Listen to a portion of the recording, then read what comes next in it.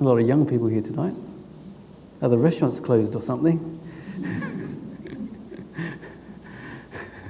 Anyways, a long, long time ago, I remember just coming to this centre as a young monk, and it's an easy job being a young monk because you just sit next to Ajahn Brahm, and you don't have to say anything. And then as years go by, you get to keep that role for quite a long time until you become you're a monk for quite some time, like over 10, 12, 15 years, and then Ajahn Brahm will start asking you to teach. So those days were really nice. These days, it's just a little bit uncomfortable, but hopefully I'll get used to it. But then I was thinking, it's like you've been like a practitioner for so long, and you're sitting here and you want to share something with the audience here tonight, and also the people watching on YouTube. And then it's like just ideas just going through my mind. What can I say?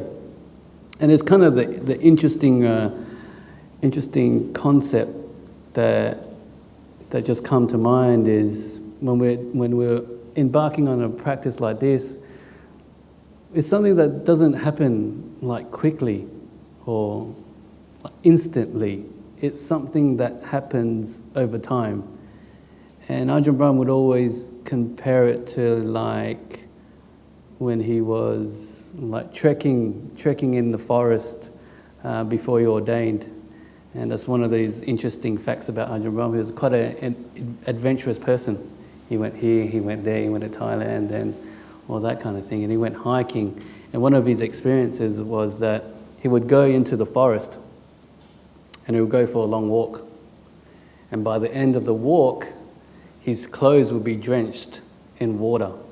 They'll be just wet, soggy.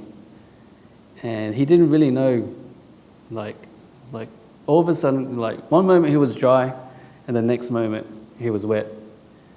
But he didn't actually know when he started to become, like his clothes started to become wet. But it just happened. And I think in the same way, when you're sort of like embarking on this like spiritual practice or these ideas of Buddhism, these things don't really happen straight away.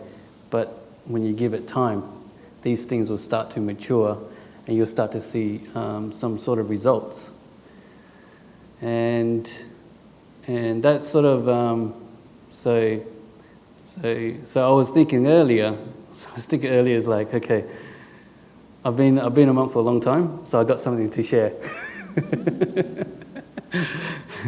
and it's just like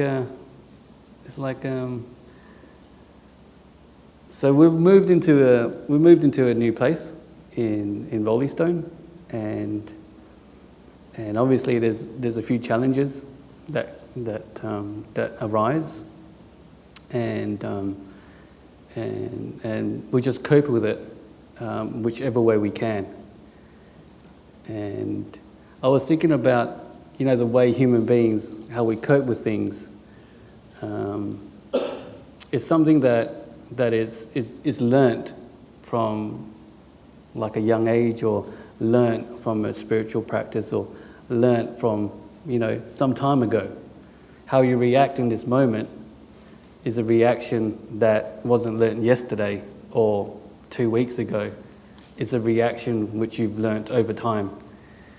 The way you deal with problems, how you speak to people, the way you look at life. And what come to mind was it's like as monks, one of our focuses in life is the meditation practice. Just being able to sit down and just calm our minds. You just did it for half an hour, but we've been doing it for many years. Sometimes we are really diligent and we meditate a lot. Sometimes we're not. We get caught up in whatever reasons we get caught up in. But I think, like just thinking about the meditation earlier, when we were meditating, we don't think about it. We don't try to think about anything. We don't solve the problems of the world. We don't try to develop like some sort of insight. We're just sitting quietly. Well, that's what we aim to do. If you sit quietly long enough, then the mind will start to, in a sense, become in sync with the room. If you think about this room's not talking. If you think about this room, it's very quiet. It's very still. So in a sense, when we're meditating, our minds can become one with this moment. And no, it's like the meditation doesn't prepare you for how you're going to react to the builder or how you're going to solve this problem. It doesn't do that. It just brings the mind to a place of quietness. And in that quietness, or whatever's happening, you can say there's like a maturity of the mind that starts to grow. And this maturity of the mind is something that you take with you into your daily life. It's like, how you react to the people around you. The meditation influences that to a certain extent. And also,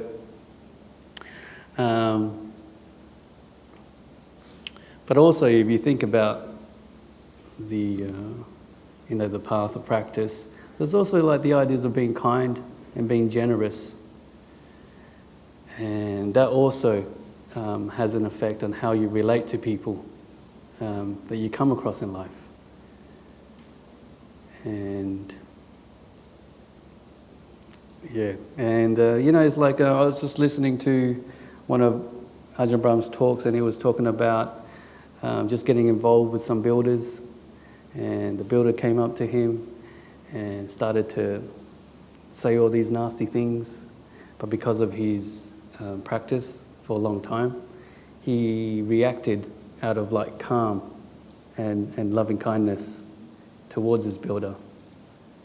And in a way, this kind of reaction, in a way, when the builder received this kind of attitude from Ajahn Brahm, he was in like a little bit of a shock. He didn't know how to react. Because if somebody reacted to you in this kind of manner, then you would probably try to get angry back at them and then end up having a big fight. But because Ajahn Brahm was calm, he was calm. The builder became calm. And they were able to, sort things out. And yeah, it's like, and so yeah, you're coming here, to learn a little bit about how we can improve our minds. There's many aspects, to how the Buddha taught, and there's reasons why we're interested in such a teaching. And the Buddha, he talked about faith, is this interest in the teachings. I mean, it's like just looking at the people in the crowd right now. It's like what's your religious inclination? Why are you here? What are you interested in? And a part of the practice is to be able to develop some sort of faith into like a religion or into a teaching. And this faith sort of helps us continue on the path of the practice. Sometimes we come in and we're interested, it sounds really nice if we can live like this for the rest of our lives. If everybody in the world does the same thing, the world will be a very peaceful place. And these are like nice ideas that we can come across, but it's like how committed are we to prolong this kind of practice of way of life?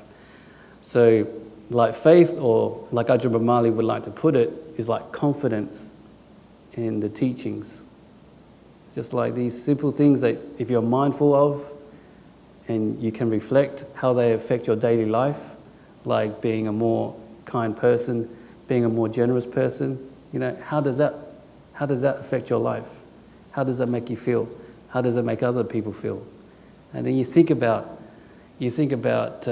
life in this kind of way, and you start to think, hey, this Buddhism, there might be some sort of truth to it, and that sort of like builds up an interest, a sense of confidence in the teachings, which gives you that faith to like continue on. And sometimes it's like in life, we get lost on the way, and we lose all sense of like being virtuous. We lose our connection with like the spiritual practice of Buddhism, and that's fine. That's normal. That happens to people. That happens to monks. But this reminder, this like our minds, we have this ability to like remember things, to reflect, to think about life, which is like something unique to human beings. We may walk off the path, but then there's something that draws us back to like these simple teachings of the Buddha, just being kind and caring to one another, to develop peace, to let go. These kinds of things, they bring us back and just sort of like refocuses the mind. And it's kind of nice. It's true, because sometimes I was like getting caught up with this like building project. It's like we were basically working like builders for a year, and every once in a while we'll get to listen to a Dhamma talk, and that sort of like is like, geez, it's like crikey. I've been just thinking about power tools, drills, and tiles for the last 10 months. And your mind forgets about it, to be honest, even though you're wearing the brown robe. Your mind's just focused on something different. But then every once in a while, we'll play a Dhamma talk or listen to a message that we've heard so many times before. But for some reason, it makes sense. There's like a deeper connection there. It's actually quite inspiring just to hear teachings like,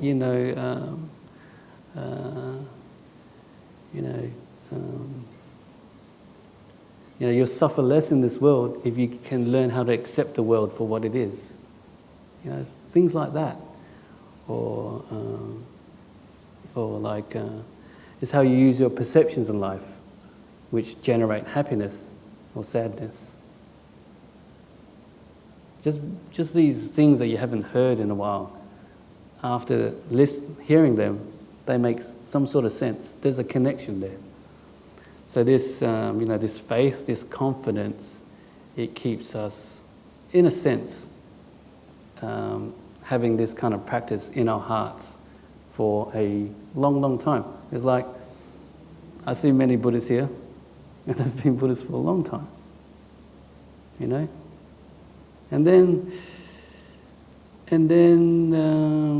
it's like the Buddha talked about like the energies of the mind. It's like I'm trying to talk about the five spiritual faculties that to enlightenment or for the practice. So the first one is faith. The second one is energy. The third one is mindfulness. The fourth one is concentration or samadhi, and the fifth one is wisdom. So the second one is like the energy of the mind that arises like from living a good life. It's like I remember, like sometimes if you flick through the earlier photos of Ajahn Brahm, if you look into his eyes, they're like on high beam. He's like looking right through you or something like that. And he was a monk who has a super, super, super, super bright mind, and the brightness of the mind or the energy of the mind always equates to like happiness. or clarity, or just being able to live in the moment. And that comes from basically just living like a guilt-free, remorseless-free kind of life, doing things which is beneficial to yourself and to other people. Just seeing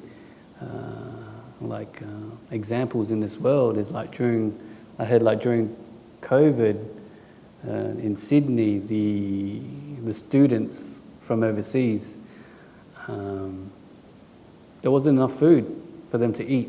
So just spontaneously, restaurant owners would cook food and just give it to them. Just these simple acts of kindness that may seem simple to a certain extent. These are the little things that you can do to add value to your life. You know, we don't need to aim for those epic acts of kindness, like giving thousands of dollars to one cause, or selling your house and giving it to some sort of charity. You don't need to do anything huge like that, but there's all those little things that you can do every day. You know, if you see somebody, it's like we get a lot of elderly people that it's always nice to see. Like we get these elderly people that come visit us and feed us every day, and sometimes they can't. Like they find it hard to walk from their car, and they bring plate loads of food. And it's always nice to just see like the anagarikas or the lay people staying with us. You don't need to instruct them or tell them to do anything. They just go and do it and help people out. So like in a sense, like when you're doing this practice, your way of thinking sort of changes. And instead of thinking about other things, you look out for opportunities to help. And now it's sort of like Ajahn Brahm's getting old. See, we help Ajahn Brahm. We wash his clothes. Yeah, he's an old man, he should be able to do that, but we still do it. And I'm pretty sure if he gets really old and sick, we don't mind looking after him. Yeah. Clean him, give him his breakfast. Yeah, I just sort of noticed that with the people that you care for a lot, like, say, like your teacher. You would do anything for them when they get sick. But then, like, an interesting fact, even in the time of the Buddha, because there was this one monk who was really sick, and but he didn't have a good reputation, the monks didn't like him. So when he got sick, the monks just left him alone. And the Buddha, I think the Buddha found out about it, and the Buddha admonished the monks. He said, you shouldn't have any preferences when it comes to looking after a sick monk. You should look after all the monks the same way. So yeah, it does happen. It is true. It does happen. It's like I've seen that happen in monasteries as well. So, but yeah, it gets to a point, you know, when you have somebody that you really respect and care for, you would do anything for them to help them out. It's just a great way of showing your appreciation to your teacher or to somebody you care. It's like when,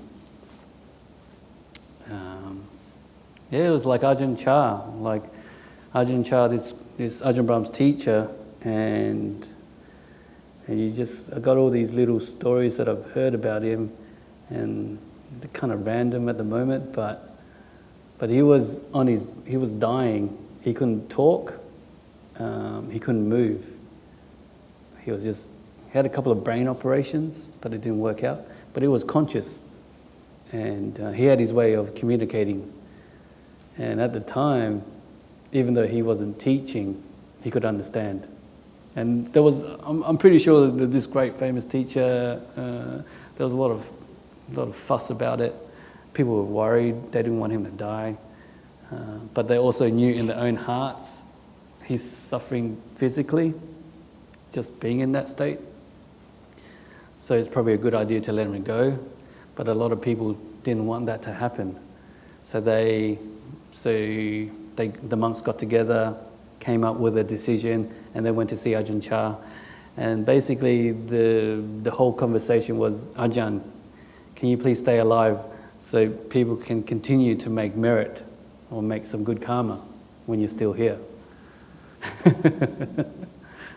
And just being, wise, compassionate, understanding, like monk, he agreed to stay alive. So the doctors, the nurses, and the monks did whatever they could to keep him alive. He was basically like paralyzed or couldn't speak. And I don't know how they were feeding him, maybe through a tube, but he stayed alive for like 10 years after that. And they got to, so you can imagine, and they got like, like during this time, he would just go into these deep states of meditation, and his breathing would completely stop. And I don't know if the monks freaked out. I don't think they freaked out because they understood the way that the mind and meditation works. But the nurses, they freaked out, and they didn't want Ajahn Chah to die on their watch because that would have been massive, massive bad karma. So the monks said, "Oh, everything's okay, don't worry." And the doctors, they just wanted to make sure. So what they did was they took his blood to check it, and they checked it, and all the oxygen, like the oxygen level in the blood, was just like of a normal person, but he stopped breathing. And the monks were like, "Oh yeah, he's just having a good time." He's just having a good time. And yeah, so like he's just being there, just giving the opportunity to just allow people to look after him. It was like you hear, I'm sure the monks, the lay people, whoever who looked after him, if they reflect on that memory, I think that would give them a lot of happiness. It's like, in my lifetime I got to look after somebody like this. There is some sense of closure there.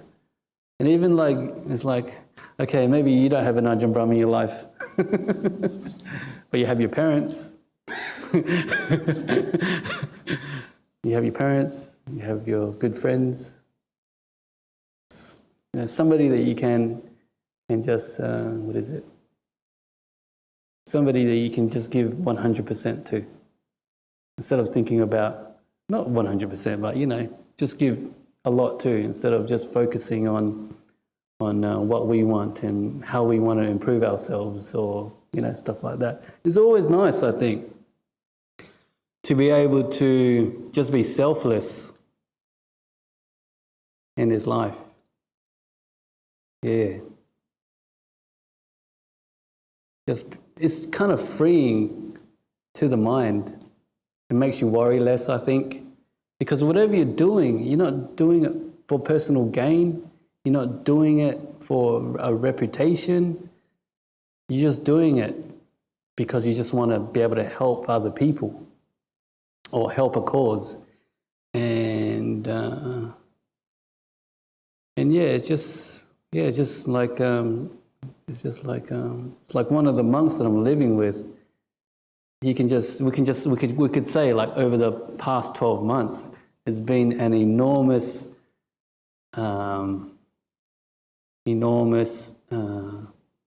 way of giving by being able to just give up your personal preferences or what you want to do for the last 12 months just to get a place ready for monks to live in.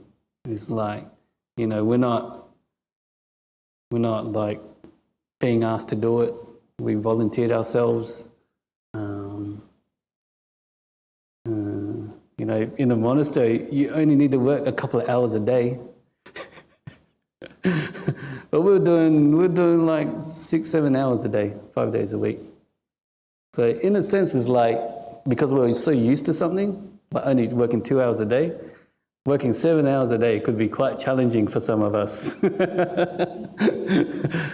So you can see it took a while for this other monk to get used to it. But then eventually he understood that, hey, you know, we need to put in this time, we need to put in this effort to be able to, just to reach a goal and have a place to live in.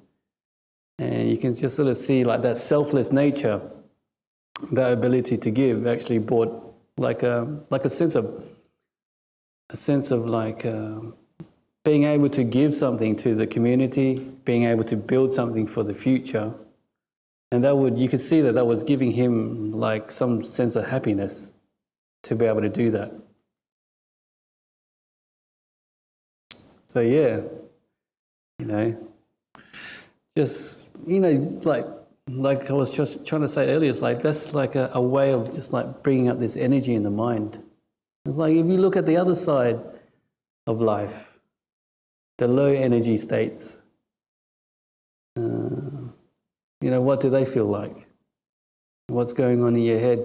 You know, when you get like a low energy state is like when you get into a big, massive argument with somebody that you care for. How does that feel? That's a low energy state. It doesn't feel too good, does it? Or when your favorite football team loses, or when your favorite batsman gets out for a golden duck. How does that feel? Is that a low energy state? Or when your soup gets served to you cold. That's terrible. I need a microwave now.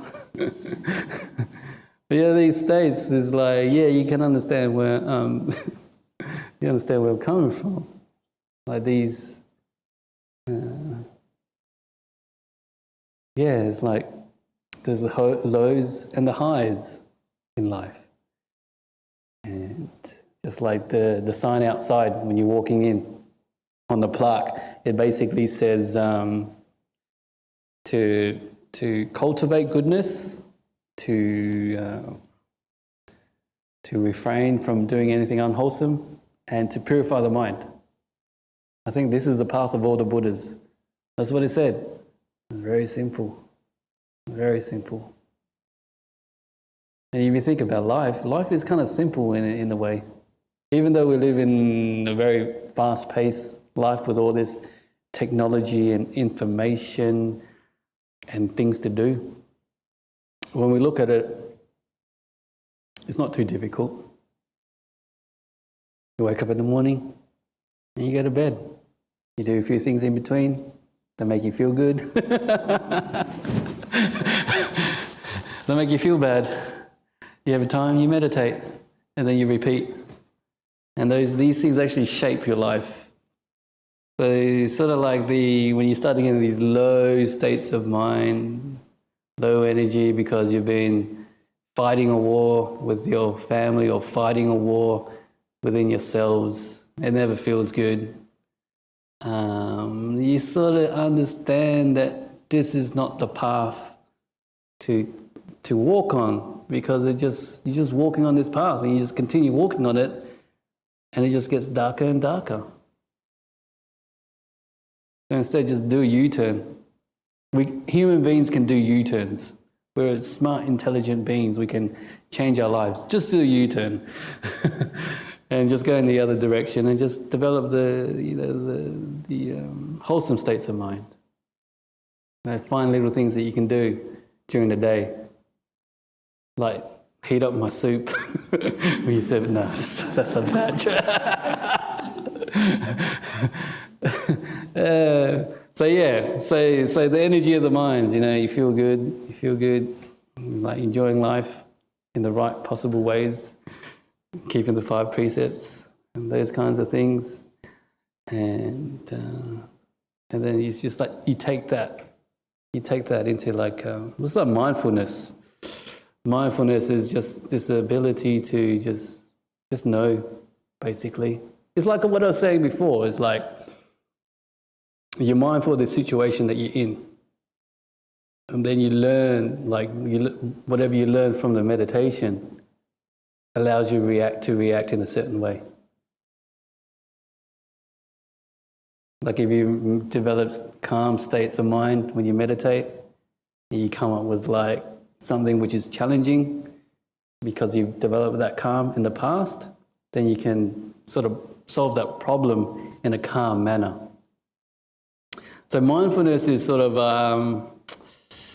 like brings these, well, yeah, so many different interpretations, eh?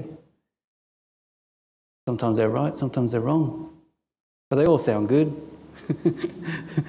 So mindfulness is just it's like so many, like mindfulness is like mindfulness along with the teachings. That's another idea that you learn in Buddhism. Is like you can be mindful and just know what is happening now. Like you can know that I'm talking. You can know that your leg is sore. You can know that this is boring, or you can know that this is really good. You can know a lot of things, right? But then it's like the instructions that come with this knowing. It's interesting because it's like you come here so many times, right? I've seen, and it's like you go throughout your everyday life. Same problems but different day. Mindfulness is there, but the instructions that come along with mindfulness may not be there. And then you just come to the Dhammaloka Center, you listen to the monks, Ajahn Brahm will brainwash you, Ajahn Brahmali too, and now it's my turn to brainwash you as well. And then, what is it? And then, you go through your everyday life. But then all of a sudden, you come with the same problem. And then for some reason, you react differently. I think like just watching the mind is like, it's like sometimes the teachings will just arise within your mind at the right time. So then you're like, something goes wrong and you're finding fault with something, and the story of the two bad bricks come into your mind. If you know what I mean. And then the problem is not there. It's not there anymore, but it sort of softens the problem that you may have. Or the story that Ajahn Brahm talks about, the smart chicken farmer and the stupid chicken farmer. You may go through life, blah, blah, blah. Something may happen. A lot of the times, not a lot of the times, but your old self, maybe this stupid chicken farmer arrives. Maybe this stupid chicken farmer shows up. But then every once in a while, the smart one will. And they will just look at life in a different manner. Just picking out the positivity to just to be able to let go of the situation more easily. So that's what mindfulness is. There's many aspects to the mindfulness. And just like when we're meditating, we're also being mindful, just being mindful of the moment. Mindful of whatever's happening now. And then it's always a nice practice, like when we're in the monasteries, when we get the chores, to just do the sweeping. These long paths in the Australian bush, you get a lot of the eucalypts drop their leaves. So it's a chore every morning to just go around and just sweep the paths. You just sweep the paths and you just do it mindfully, just being in the moment, not thinking about what you're going to have for lunch, or not thinking about what you're going to do later on in the evening, but just being able to just use a simple like activity like sweeping to help your mind being in the present moment. And this is something that we can do throughout our life, like throughout our day. And you can imagine there's like all the problem, like a lot of the problems that we have in our minds is caused by the mind just going into the future and just becoming anxious over something, or just going into the past and just reliving like a bad memory. Now these problems like happen either in the past or either in the future. But have you ever noticed how many problems you've had living in the present moment? I don't think there's many problems that can happen if you can just live in the here and live in the now.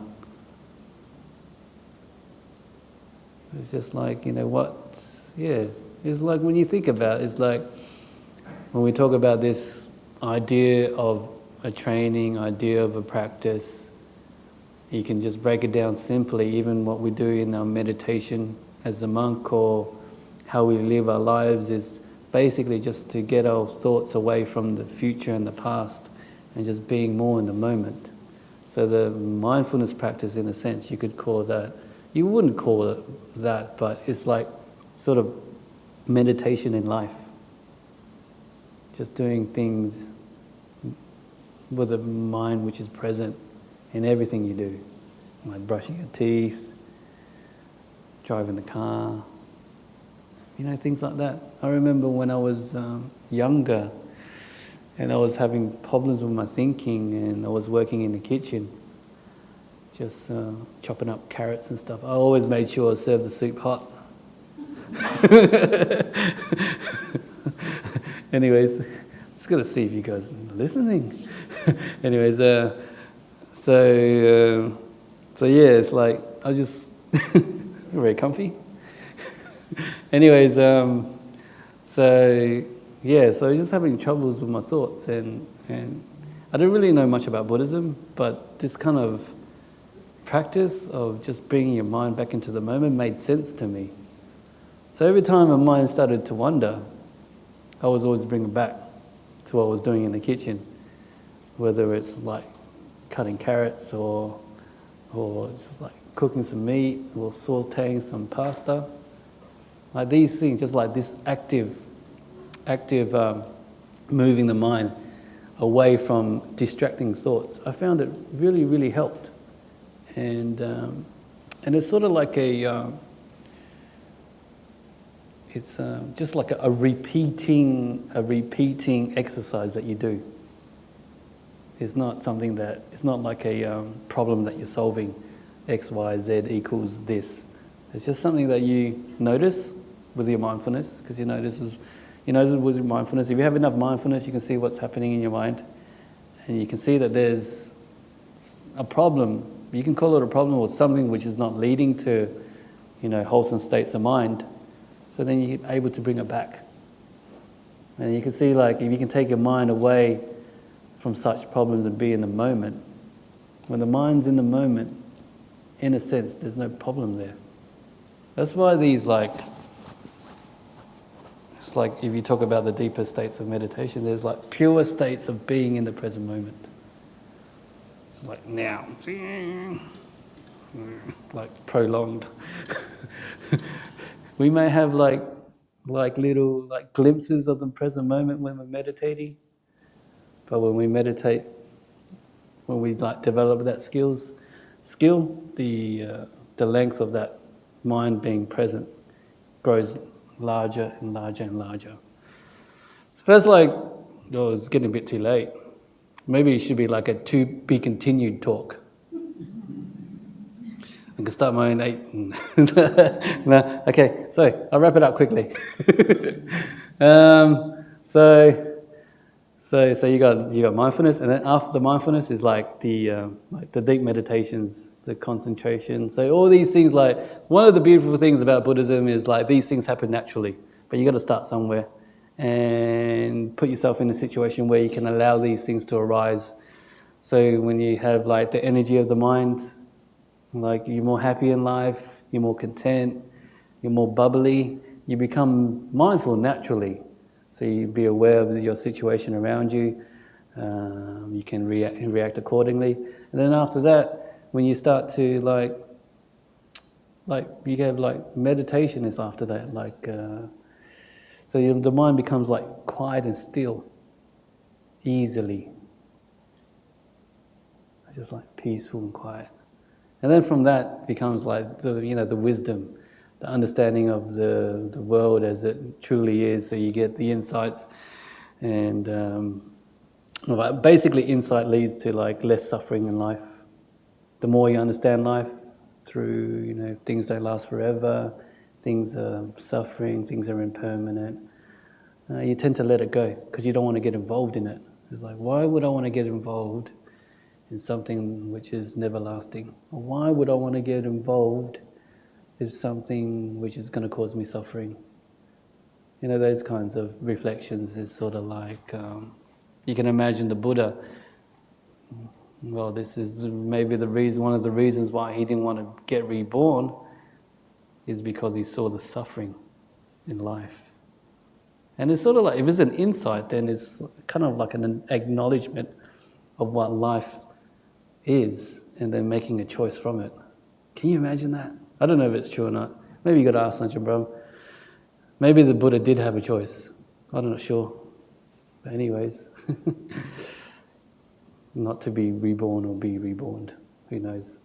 Anyway, so yeah, just these one thing leads to another, and I was going to say something, but I forgot.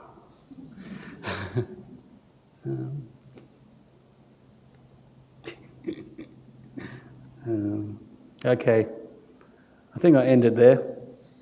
Yeah, it's getting late. Any questions?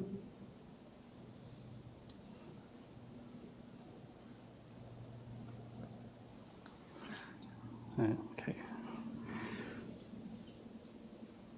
Okay. Pugs in USA. Dear Ajahn, what can I and other white people practicing Buddhism do to prevent anti-Asian violence in America and also help victims? Oh, okay. I have no idea. Just meditate and be kind. Yeah. What can I enhance? Okay. Yeah, I don't really know what to do in this kind of situation. What can I and other white people practicing Buddhism do to prevent anti-Asian violence in America and also help victims? I guess depends on where you are in life and how much of an impact you have on society. Sometimes we can do a lot. Then if we can, then just try to do something in a moral and fair way. But if if you don't have that kind of reach in terms of influencing the people around you, but maybe just a small circle, then you just try your best to not be one of these to think in ways of harmony and just kindness and peace, and just use that as your intention when it comes to dealing with these problems in life. Okay. Well, there's so many questions. Do I need to answer all of them? Okay, I guess so. Devin, how can I find the purpose of my life? Oh. It's an interesting question, because people find their purpose in life in many different ways. It's like the reason why I found my purpose and how I got to the monastery was completely different to this fella here. So everybody has their own way. But how do you find it? I don't know, I guess you just read books or interact with people, and then maybe the penny will drop, and then you just figure it out. This is what I need, and this is what I want to do. Some of us are late bloomers. Some of us mature really young, but we'll get to the point where I think we'll understand what we want to do in life and the purpose that we want to find. But some people just, don't find a purpose at all. But that's life. That's how it is. Not everybody can find a purpose. If you observe the world, that we live in. Everybody's different. Some people just have a hard time. Some people have a good time. And that's just how it is. Okay. Emma from the UK. Sometimes I lose mindfulness and my ethical conduct and can get involved in things such as gossiping. Ooh. As long as it doesn't, like, we live in monasteries and talking about things is normal, right? It's all right to talk about your friends or people that may sort of nudge you in the wrong way. That's fine. I think that's normal. But I think, like, just being around monasteries long enough, when the speech starts to become like divisive and like revengeful, then that's when you just got to just bite your tongue and not go into that area, because it creates disharmony within the community. Yeah, you get people going around and just talking about other people in a bad way. You know, why are they doing that? Is it because they want to sort of like put ideas into your head so you don't like this person, or they're just making up false tales so this person gets disliked? You know, when you start talking about people in that kind of way, then there's a big no-no. But if you just like, you know, you see somebody, oh, Scotty's like this, he likes to camp, you know, that's gossiping, but it's not bad. You know what I mean, right? So gossiping is okay. Just don't be divisive. Okay.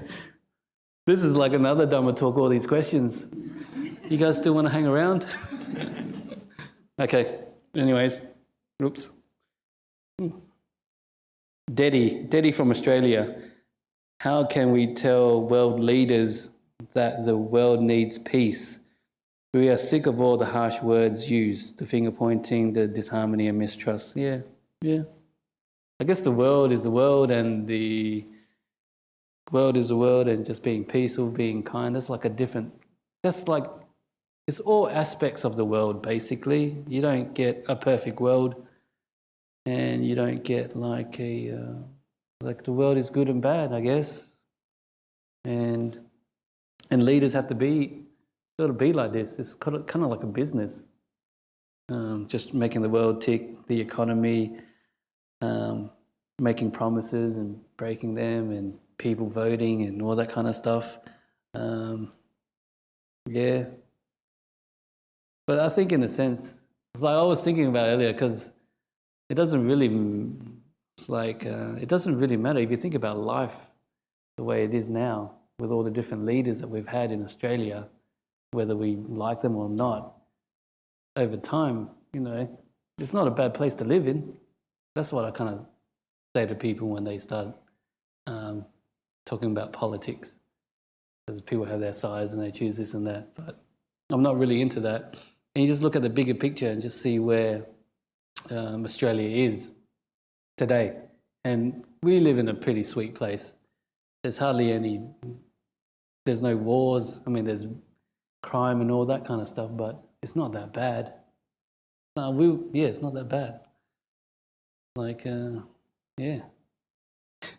I shouldn't make a joke. I'm not going to. Okay, next one. Okay, I've been in deep deja vu state, which sometimes is not even deja vu. I literally feels I'm remembering this life. Okay, can you clarify this concept, please?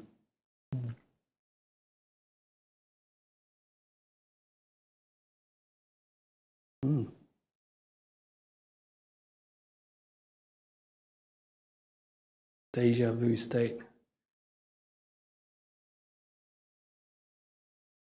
It feels like you're remembering this life as if you had this life before. I don't think that's possible, because your life hasn't happened yet until it happens. So maybe talk to Ajahn Brahm about this. I'm not sure. Sometimes we just need a bit of clarity in life. Maybe our mind's a little bit muddled. I'm not sure. I don't know where you're actually coming from. But it's like with the practice of Buddhism, it helps us develop more clarity of mind. So we can understand what's going on in our heads and sort of become more grounded people. Yeah. I don't really know how to answer that question. My father is very ill. Kelly from the UK. I care for him, but he used to be an alcoholic and abusive. My dad is still abusive and threatening. I find it hard sometimes to be compassionate. Yes, it sounds like you're in a very, very tough situation. Yeah. Sometimes just give yourself some loving kindness. Give yourself just time away from your father. Take a break and just re-energize, rejuvenate, meditate. Just feel better about yourselves and then when you feel good about yourself, then go and spend time with your dad. You find that if your mind is like a bit brighter, there's more clarity to it, then you can deal with the difficulties of life a lot easier. You're not as sensitive as you would be if you were a little bit down or low energy. You care for your father, you want to look after him, but at the same time you have to look after yourself. Yeah, it's always like the middle way in Buddhism. It's not all about giving, it's not all about taking, but it's always just the middle way, looking after people, looking after yourself. Yeah, things like that. So yes, done. Okay. Happy? Hope so. Okay. Okay, we can bow to the Buddha, and then we can go home. What time is it? It's still early, eh? It's still early. Okay.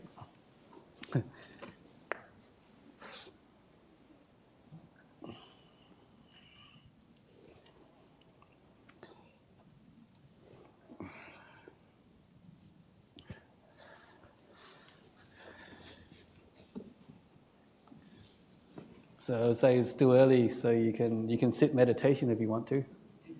That's some Buddhist traditions, they will sit up till about 12 o'clock, 1 o'clock in the morning. But it looks like you guys are heading somewhere else. Oops.